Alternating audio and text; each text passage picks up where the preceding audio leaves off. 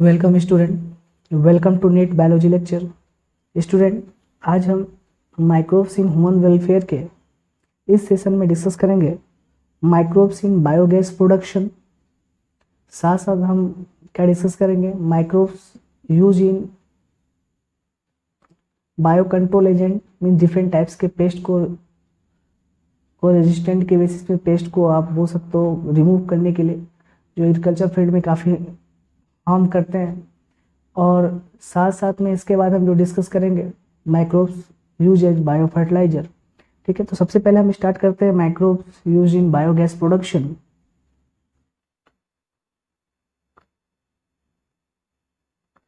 तो देखो, बहुत सारे माइक्रोब्स हैं जो बायोगैस प्रोडक्शन में इन्वॉल्व होते हैं, पर मेनली जो माइक्रोब्स है वो क्या, आपका मैथनोबैक्टीरियम, जो किसमें इन्वॉल्व होता है, बायोगैस प्रोडक्शन में। आपको यही याद भी रखना है, आपके एग्जाम में क्वेश्चन आते हैं बायोगैस प्रोडक्शन में जो आपके माइक्रोब्स है वो कौन है। आपके मैथनोबैक्टीरियम एक माइक्रोब्स है जो किसमें इन्वॉल्व होता है, बायोगैस प्रोडक्शन में। सबसे पहले हम थोड़ा सी बात करेंगे बायोगैस क्या होता है। तो बोला कि biogas is a mixture of gases, different types की गैस का मिक्सचर है। इसमें जो मेनली गैस होती है वो कौन सी होती है, मीथेन होती है, CH4 होता है। ठीक है। दूसरा बोला है कि किससे प्रोड्यूस किया जाता है, एक माइक्रोब से प्रोड्यूस किया जाता है जिसका नाम क्या है, मेथनोजेन, जिसको हम टर्म देते हैं मेथनोजेन। बोला है कि मेथनोजेन जो ग्रो करते हैं वो कैसे ग्रो करते हैं, एनारोबिकली या एनारोबिक कंडीशन में ऑन सेलुलोसिक मटेरियल, मतलब सेलुलोसिक मटेरियल मतलब सेलुलोसिक सब्सटेंस पे। चाहे आप बोल सकते हो प्लांट का डेड डिकेइंग पार्ट हो जाए, या आप बात करो जो काउ डंक वेरे की बात करो आप। ठीक है, तो वहाँ पे काउ डंक वेरे से तो हम गोबर गैस वेरे फॉर्म करते हैं। फिलहाल जो सेलुलोसिक पार्ट है उस पे क्या करते हैं, ग्रो करते हैं। और ये क्या प्रोड्यूस करते हैं, methane along with carbon dioxide and hydrogen. ठीक है, मीथेन मेन गैस फॉर्म करते हैं, साथ साथ क्या फॉर्म होता है, कार्बन डाइऑक्साइड और हाइड्रोजन। और इसी के थ्रू क्या होता है, बायोगैस प्रोडक्शन होता है। तो जैसे एग्जांपल है मैथनोबैक्टीरियम, एक मैथनोजन है जो क्या प्रोड्यूस करता है, बायोगैस प्रोड्यूस करता है। ठीक है, पर इसमें होता क्या है, माइक्रोब्स कैसे ग्रो करते हैं, एनारोबिक कंडीशन में। कहाँ ग्रो करते हैं, सेलुलोसिक पार्ट, वो प्लांट का डेड डिकेइंग पार्ट भी हो सकता है। आप बोल सकते हो कि जो भी सेलुलोसिक पार्ट है जिसमें सेलुलोज प्रेजेंट है उस पर ग्रो करेगा एनारोबिक कंडीशन में। और मीथेन और कार्बन डाइऑक्साइड और हाइड्रोजन गैस वेरे बनते हैं। मेन गैस क्या बनता है, मीथेन बनता है, जो किसमें इन्वॉल्व होता है, बायोगैस प्रोडक्शन में। बोला जो मेथनोबैक्टीरियम है is found in anaerobic slug and rumen of cattle. कहाँ कहाँ प्रेजेंट होता है, जो एनारोबिक स्लग होते हैं उसमें प्रेजेंट होता है। और दूसरा क्या होता है, जो कैटल के जो रूमेन पार्ट है वहाँ, उसमें क्या होता है, ये प्रेजेंट होते हैं। जो किसमें इन्वॉल्व होते हैं, सेलुलोज डाइजेशन में। आपने पढ़ा होगा रूमिनेटिंग एनिमल, उसके आपने पढ़ा होगा उसके रूमेन वाले पार्ट में बहुत सारे क्या होते हैं, मैथ्रोजन बैक्टीरिया होते हैं जो किसमें इन्वॉल्व होते हैं, सेलुलोज के फर्मेंटेशन या सेलुलोज के डाइजेशन में। तो बोले जो मैथनोबैक्टीरियम है वो कहाँ प्रेजेंट होता है, एनारोबिक प्लग में प्रेजेंट होता है। दूसरा कहाँ प्रेजेंट होता है, कैटल के रूमेन में, आपको डाइजेस्टिव सिस्टम में पढ़ाया था। और ये क्या काम करता है, सेलुलोज का डाइजेशन करता है। बोला जो biogas is used for cooking and lighting. अब बायोगैस का यूज किसमें है, सबसे प्राइमरी यूज तो आपका कुकिंग में है। आपने देखा होगा, चलो आप सिटी में हो तो यहाँ पे गैस पाइपलाइन है, गैस सिलेंडर है। और बहुत सारे जो जगह है, जैसे जो बिल्कुल पिछड़े इलाके हैं या गाँव वगैरह है, वहाँ पे इतनी फैसिलिटी नहीं है, तो वहाँ पे थोड़ा बायोगैस प्रोडक्शन को ज़्यादा, वहाँ पे गवर्नमेंट इन्वॉल्व हो रही है इसमें। वहाँ पे जगह जगह बायोगैस प्लांट वगैरह लगाए गए हैं। इस पे कई सारे गवर्नमेंट एजेंसियाँ उसको सपोर्ट करती हैं, जो हम आगे भी पढ़ेंगे। ठीक है, जिसमें आप KVIC वगैरह का सबका नाम पढ़ोगे आप। चलो आगे देखते हैं। पर मेन पर्पज यूज क्या है इसका, कुकिंग एंड लाइटिंग में। और जो कैटल डंक है, या जिसको आप बोलते हो गोबर, कंटेन दीज बैक्टीरिया। जो कैटल डंक होता है या गोबर होता है उसमें भी क्या होता है, बैक्टीरिया प्रेजेंट होता है, नाइट्रोजन मैक्सिमम बैक्टीरियम क्या होता है, प्रेजेंट होता है। तो cow dung is used as produce biogas. Cow dung को भी हम किस में यूज करते हैं, बायोगैस प्रोडक्शन में। सिंपल टर्म इसको हम बोलते हैं गोबर गैस। क्या बोलते हैं, गोबर गैस। चलो आगे देखते हैं।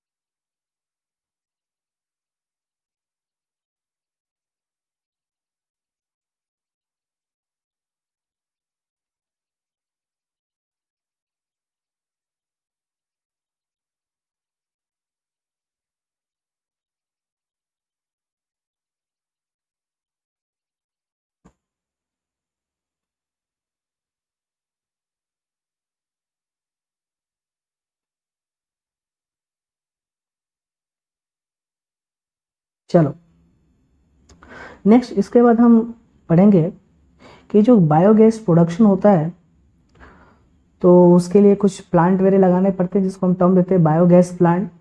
अब वो कैसे काम करता है, इसमें क्या क्या पार्ट्स होते हैं बायोगैस प्लांट के, उसको हम डिस्कस करेंगे। तो चलिए देखते हैं। ये जो बायोगैस प्लांट है उसमें सबसे पहला क्या होता है, एक कंक्रीट टैंक। एक कंक्रीट का क्या होता है, टैंक होता है, जो जनरली कितना होता है 10 to 15 फीट डीप, गहरा होता है। To collect bio waste and slurry of dung, जो इसमें बायो वेस्ट को, एनालिसिक वेस्ट को और जो डंग होता है उसकी स्लरी वगैरह को हम क्या करते हैं, कलेक्ट करते हैं। बोला है floating cover is place over the slurry which keep on rising as biogas produce. तो बोला है कि एक फ्लोटिंग कवर हम उसके ऊपर लगाते हैं जो क्या काम करता है, जिससे बायोगैस क्या होती है, प्रोड्यूस होती है। तो देखो यहाँ पे क्या है आपका, ये ठीक है। अब देखो सेकंड क्या होता है, आउटलेट होता है। क्या होता है, आउटलेट। तो ये हुआ आपका कंक्रीट टैंक जिसमें काऊ डंग वगैरह को हम कलेक्ट वगैरह करते हैं। बोला है कि एक फ्लोटिंग कवर प्लेस करते हैं स्लरी के ऊपर, जिसके ऊपर से क्या होती है, जो बनाए रखता है क्या, keeps and rising as biogas produce, जिसके थ्रू क्या होता है बायोगैस आगे क्या होता है, प्रोड्यूस होता है। तो अब बोला सेकंड क्या है आपका, आउटलेट। बोला है जिससे क्या होती है बायोगैस सप्लाई होती है। तो देखो ये क्या है आपका आउटलेट, जिससे क्या होता है बायोगैस रिलीज होता है। थर्ड आउटलेट होता है to remove spent slurry use as fertiliser, बाद में जो बच जाता है, ठीक है, काऊ डंग या स्लरी का पार्ट, ठीक है, तो उसको हम कैसे यूज़ कर लेते हैं, फर्टिलाइजर के फॉर्म में हम क्या करते हैं, यूज़ कर लेते हैं। ठीक है, तो ओवरऑली बायोगैस प्लांट बहुत सिंपल है। पहला क्या होता है, कंक्रीट का टैंक होता है, उसके ऊपर एक कवरिंग हम या बोल सकते हो एक फ्लोटिंग कवर लगाते हैं स्लरी के ऊपर, और उसके थ्रू क्या होती है गैस वगैरह रिलीज होती है, उसको एक हम आउटलेट के थ्रू क्या करते हैं, कलेक्ट करते हैं, आगे जब उससे आगे जाके लाइटिंग या कुकिंग वगैरह में यूज़ करते हैं। और जो रिमेनिंग पार्ट है यहाँ पे आप बोल सकते हो मैक्सिमम फर्मेंटेशन वगैरह हो गया मैथ्रोजन बैक्टीरिया के थ्रू, तो बाकी जो बचा हुआ पार्ट होता है उसको हम दूसरे आउटलेट से क्या करते हैं, रिमूव कर लेते हैं, और उसका यूज हम किस में करते हैं, बायो फर्टिलाइजर के फॉर्म में करते हैं। कैसे करते हैं, बायो फर्टिलाइजर फॉर्म में करते हैं। तो ये था आपका एक बायोगैस प्लांट।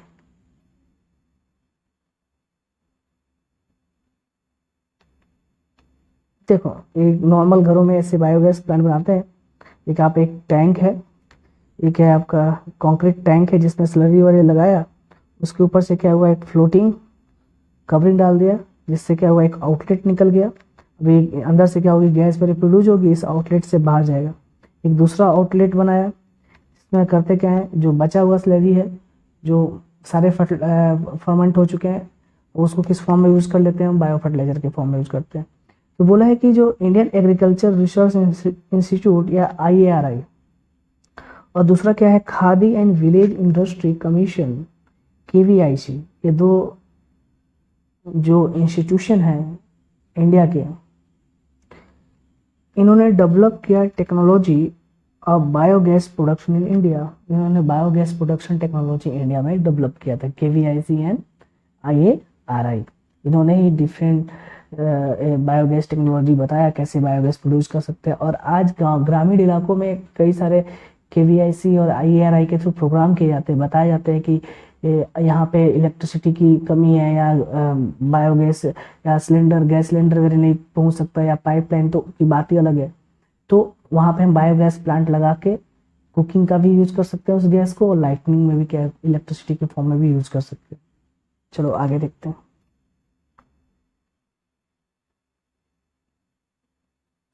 अब नेक्स्ट जो हम पढ़ेंगे वो पढ़ेंगे microbes use as bio control agent.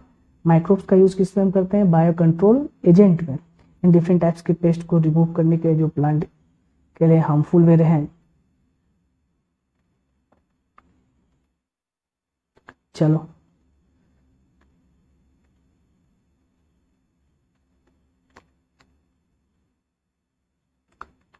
कैसे बायो कंट्रोल एजेंट के फॉर्म में करते हैं, बोला bio control is use a biological method for controlling plant disease and paste. बोला कि बायो कंट्रोल का मतलब क्या होता है कि बायोलॉजिकल मेथड के थ्रू प्लांट में जो डिजीज है उसको कंट्रोल करना, साथ साथ पेस्ट को क्या करना, कंट्रोल करना। पेस्ट जो हार्मफुल इफेक्ट देते हैं, ठीक है, प्लांट्स में, उनको क्या करना, रोकना। बोला एग्जाम्पल, लेडी बर्ड या बीटल कंट्रोल एम्फिड। अगर लेडी बर्ड बीटल क्या इंसेक्ट है जो वो क्या करता है, एम्फिड वेरे को क्या करता है, कंट्रोल करता है। बोले जो ड्रैगन फ्लाई है कंट्रोल किसको करता है, मॉस्किटो को, यानी वो मॉस्किटो वेरे को क्या करते हैं, डाइजेस्ट कर जाता है। तो ये किस में यूज हो रहा है, बायो कंट्रोल एजेंट के फॉर्म में यूज हो रहा है। और जो केमिकल पेस्टिसाइड है and insecticide kill both useful and harmful organism and cause pollution. अब देखो ठीक है, ये तो बायो कंट्रोल एजेंट के फॉर्म में हम यूज कर सकते हैं माइक्रोब्स को, लेकिन अगर हम बात करें ना केमिकल जो पेस्टिसाइड्स होते हैं, इंसेक्टिसाइड्स होते हैं, ठीक है, जो डिफरेंट टाइप्स के यूज किए जाते हैं एग्रीकल्चर फील्ड में, ये करते क्या है, जो प्लांट में यूजफुल पार्ट भी है जो उसको भी ये हार्म पहुंचाते हैं, प्लांट को भी हार्म पहुंचाते हैं, और साथ साथ तो हार्मफुल ऑर्गेनिज्म मतलब जिसके लिए आप यूज कर रहे हो उस केमिकल को, उसको तो ये किल करते ही हैं। तो इसके थ्रू होता क्या है, पॉल्यूशन क्रिएट होता है। क्या होता है, पॉल्यूशन क्रिएट होता है। और हम इन बायो कंट्रोल मेथड से क्या कर सकते हैं, इस पोल्यूशन को क्या कर सकते हैं, हम हटा सकते हैं। बायो कंट्रोल में कोई पोल्यूशन नहीं होता।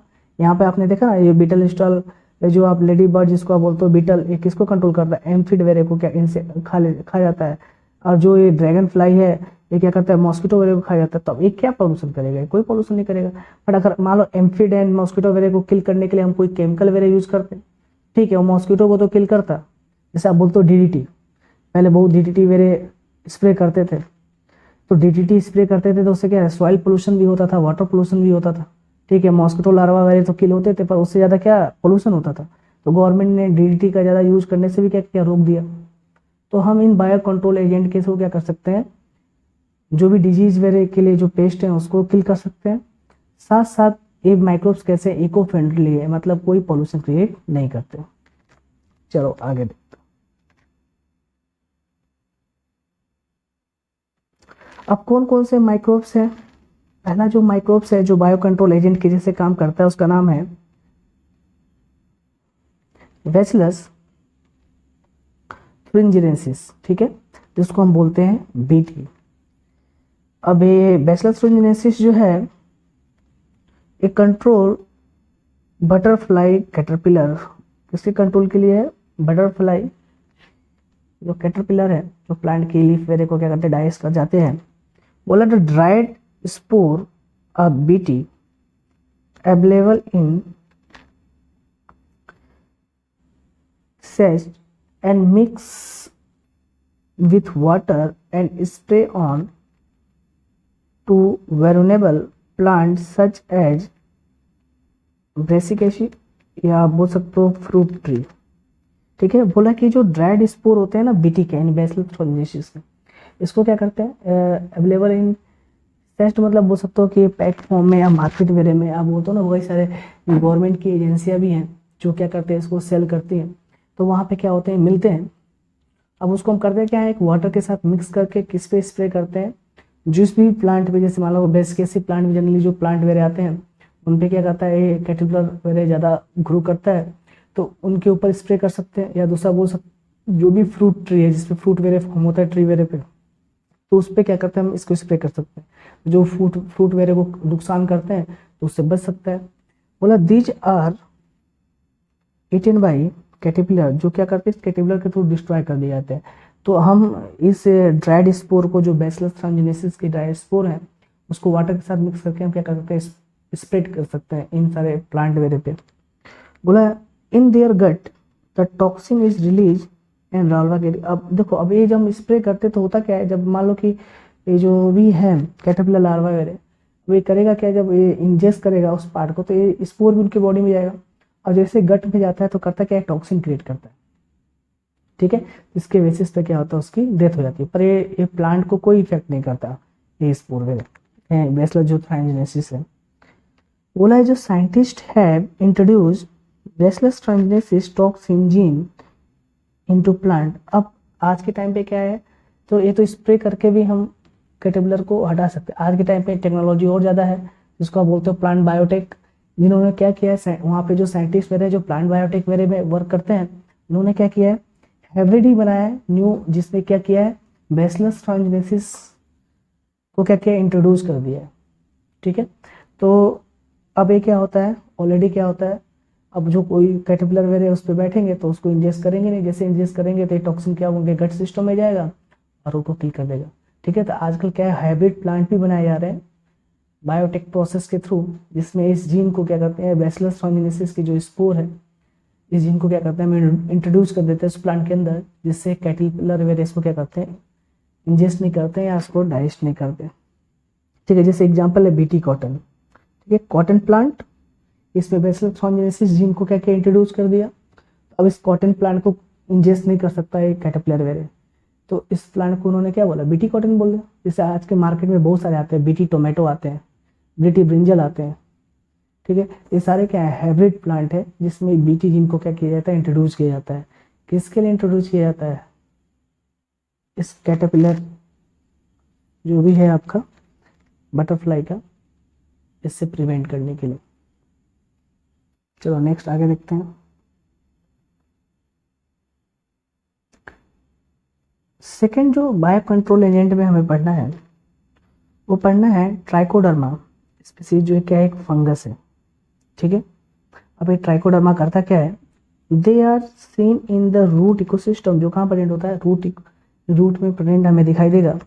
They control several plant pathogen, जो डिफरेंट प्लांट में डिफरेंट टाइप्स के पैथोजन को क्या करता है, कंट्रोल करता है। ठीक है, ट्राइकोडर्मा का एक स्लाइड स्ट्रक्चर है।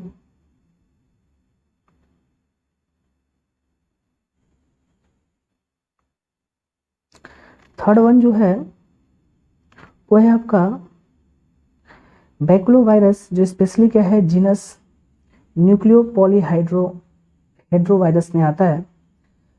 तो बैक्लोवायरस जो है, ये देखो स्ट्रक्चर है बैक्लोवायरस का। तो बोला है attack insect and other arthropod, क्या करता है, इंसेक्ट पे अटैक करता है, इंसेक्ट को किल करता है, और अदर आर्थ्रोपोड वगैरह को क्या करता है, किल करता है। अब अदर आर्थ्रोपोड को कैसे किल करता है, बोला है it is a suitable for species specific and narrow spectrum insecticidal application. बोला है कि ये जनरली सुटेबल किसके लिए होती है, स्पीसीज स्पेसिफिक, अलग अलग स्पीसीज के लिए अलग अलग टाइप्स के आते हैं इसके स्ट्रेन, और इसके अलग अलग क्या है, इनके फंक्शन है इन तरह इंसेक्ट के लिए। जैसे मान लो कि आप बोल लो कि अलग अलग आर्थ्रोपोड के लिए अलग आता होगा, अलग अलग टाइप्स के इंसेक्ट के लिए अलग अलग टाइप्स के क्या आते हैं, बैक्लोवायरस के स्ट्रेन आते हैं जो उस पर फंक्शन करते हैं। बोला एंड डिजायरेबल इन आईपीएम, बोला है कि एंड मतलब इंटीग्रेटेड पेस्ट मैनेजमेंट, जिसको हम किस में डिस्कस करते हैं, इंटीग्रेटेड पेस्ट मैनेजमेंट में हम क्या करते हैं, इसको स्टडी करते हैं। बोला है the programme to conserve beneficial insect, ये प्रोग्राम किसके लिए चलाया गया है, कि जिससे हम क्या कर सकते हैं, प्लांट को इन डिफरेंट टाइप्स के इंसेक्ट से क्या कर सकते हैं, प्रिवेंट कर सकते हैं। ठीक है, तो इंटीग्रेटेड पेस्ट मैनेजमेंट में हम इन डिफरेंट जो बैक्लोवायरस के स्ट्रेन को क्या करते हैं, हम स्टडी देखते हैं, पढ़ते हैं, जिसमें स्पीसीज स्पेसिफिक होते हैं, जो अलग अलग स्पीसीज पर अलग अलग फंक्शन करते हैं, और इसके थ्रू हम क्या कर सकते हैं, जो भी प्लांट है या एग्रीकल्चर फील्ड है उसको हम क्या कर सकते हैं, इंसेक्ट से क्या कर सकते हैं, बचा सकते हैं। चलिए हम आगे अब बात करेंगे microbes used as bio fertiliser, यानी बहुत सारे माइक्रोब्स किस फॉर्म में यूज किए जाते हैं, बायो फर्टिलाइजर के फॉर्म में यूज किए जाते हैं। अब कौन कौन से माइक्रोब्स बायो फर्टिलाइजर के फॉर्म में यूज किए जाते हैं, चलिए देखते हैं।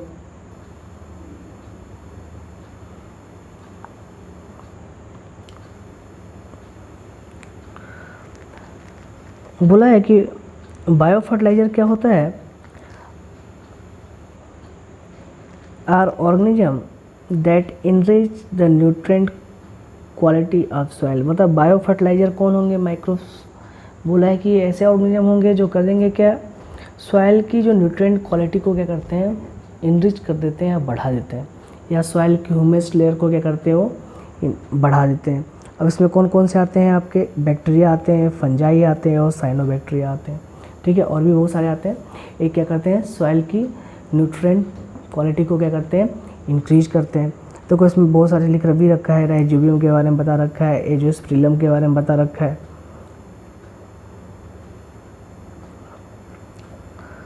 बोला है कि पहला देखेंगे हम राइजोबियम को। बोला गया है सिम्बायोटिक बैक्टीरिया है जो कहाँ प्रेजेंट होता है, root nodule of लेगुनस plant. लेगुनस plant के रूट नोडुल के साथ क्या करता है, एसोसिएट करता है। और फिक्स एटमॉस्फेरिक नाइट्रोजन, जो एटमॉस्फेरिक नाइट्रोजन को सॉइल में क्या करता है, फिक्स करता है। बोला कुछ फ्री लिविंग बैक्टीरिया भी हैं जो सॉइल में प्रेजेंट होते हैं, उनका नाम क्या है, एंजियोस्पर्म एंड एजोबैक्टर, जो करते क्या है, नाइट्रोजन कंटेंट को क्या करते हैं, सॉइल में बढ़ाते हैं।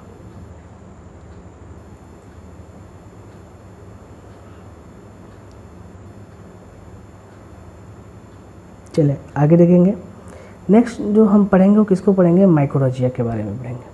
तो माइकोरेजिया क्या होता है, बोला ये सिम्बायोटिक एसोसिएशन होता है फंजाई का।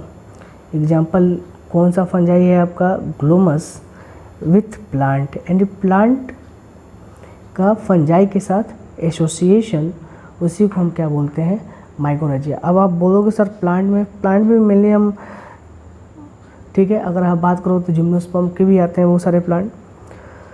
बोला कि सिम्बायोटिक एसोसिएशन ऑफ फंजाई मतलब ग्लोमस का किसी साथ, प्लांट के साथ एसोसिएशन, तो उसको आपने टर्म क्या दिया, माइकोरेजिया। बोला कि the fungus get food from plant, यहाँ पे करता क्या है, फंगस प्लांट से क्या करता है, फूड को टेक ओवर करता है। बोला the fungal symbiote perform the following, जो फंगल है बॉडी है वो क्या क्या फंक्शन परफॉर्म करता है, बोला absorb phosphorus from soil and pass into plant, यानी सॉइल से फॉस्फोरस को क्या करता है, एब्जॉर्ब करता है और प्लांट तक क्या करता है, पहुंचाता है, अपर पार्ट तक पहुंचाता है। बोला give resistant to root borne pathogen, बोला कि जो रूट ब्रोन पैथोजन है, रूट जो डिजीज करते हैं उनको क्या करता है, रेजिस्टेंट करता है प्लांट को उससे। And the tolerance to salinity and drought, यानी जो आप बोलते हो कि सैलिनिटी एरिया, मतलब आप बोल सकते हो जहाँ पे आप बोलते हो साल्ट कंसनट्रेशन अगर ज़्यादा है तो उस एरिया में भी क्या करता है, प्लांट को रेजिस्टेंट करता है और सूखे से क्या करता है, बचाता है। अगर ड्राफ्ट कंडीशन भी हो तो उस कंडीशन में भी क्या करता है, एसोसिएशन अगर होता है तो प्लांट को आसानी से क्या होते हैं, न्यूट्रिएंट्स वगैरह की सप्लाई हो जाती है। बोला give overall increase in plant growth and development, तो अगर ओवरऑल बात करें तो ये करता क्या है, प्लांट में ग्रोथ एंड डेवलपमेंट को क्या करता है, इन्हांस करता है, इंक्रीज करता है।